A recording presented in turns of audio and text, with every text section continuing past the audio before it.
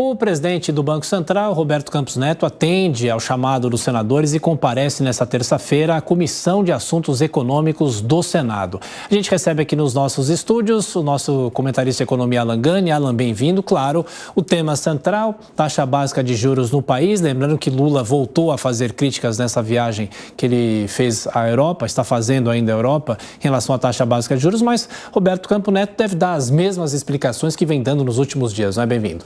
Bom dia, Tiago. Exatamente, né? Ele vai explicar por que a taxa de juros está bastante elevada no Brasil. Só que a taxa de juros, ela não é só elevada no Brasil, ela está elevada no mundo inteiro. Ok, nos Estados Unidos a gente está falando ali algo em torno de 5%, mas para os padrões americanos, 5% é como se fosse um 13,75 aqui. O mesmo raciocínio vale para a União Europeia. E as taxas de juros aqui, a taxa Selic, ela é elevada por quê? Porque este dragão da inflação, ele não foi ainda completamente domado, né? A projeção de inflação para este ano gira na casa de 6%, não é pouca coisa. A inflação corrente, a de agora, ela começa a dar sinais de desaceleração, mas está muito longe de ser aquela inflação controlada, próxima aí da meta estabelecida pelo Banco Central. Bom, passando a palavra para os nossos comentaristas, Diogo Schelp, a sua pergunta para o Alan Gani. Alan, bom dia.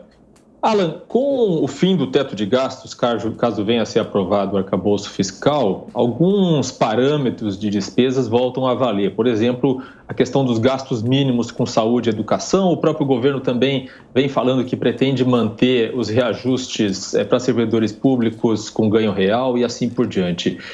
O arcabouço fiscal é incompatível com a volta desses parâmetros de despesas?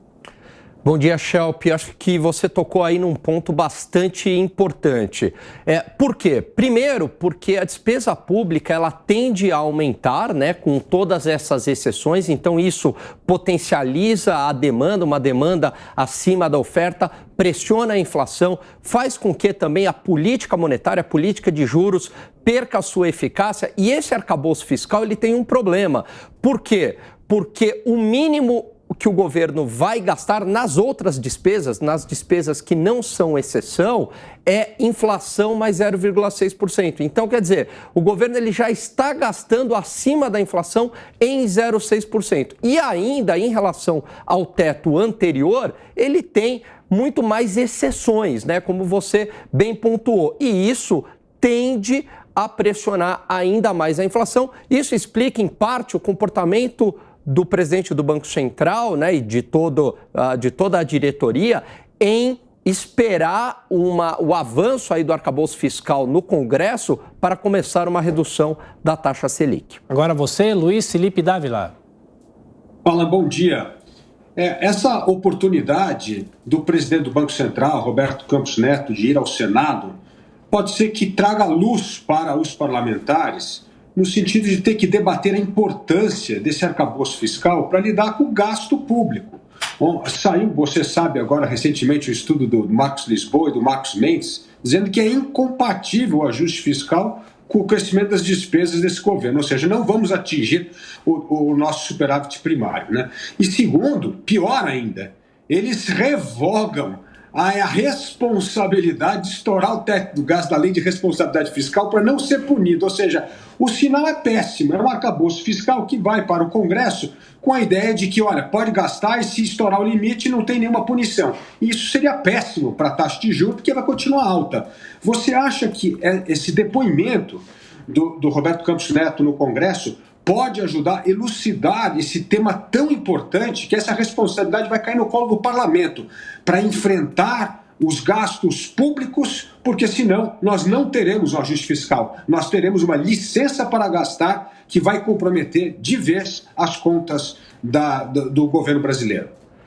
Bom dia, Dávila. É um bom ponto, porque vendeu-se uma ideia por uma narrativa política muito fomentada pelo presidente Lula de que a taxa de juros ela é elevada simplesmente por culpa do Banco Central. Quer dizer, a taxa de juros ali, a do Banco Central, explica uma parte da história, mas em grande parte a taxa de juros no Brasil ela é elevada porque o tamanho do Estado é muito grande. Então, para financiar este Estado gigantesco, né, o governo ele tem que oferecer taxas de juros elevadas, ele tem que oferecer prêmios elevados, e aí eu não estou falando do Banco Central, estou falando do Tesouro Nacional, para conseguir se financiar. Uma outra parte também que explica essa taxa de juros elevada é que o risco no país ele é elevado. Como o nível de endividamento, a dívida pública do governo é elevado, o mercado, para financiar o governo,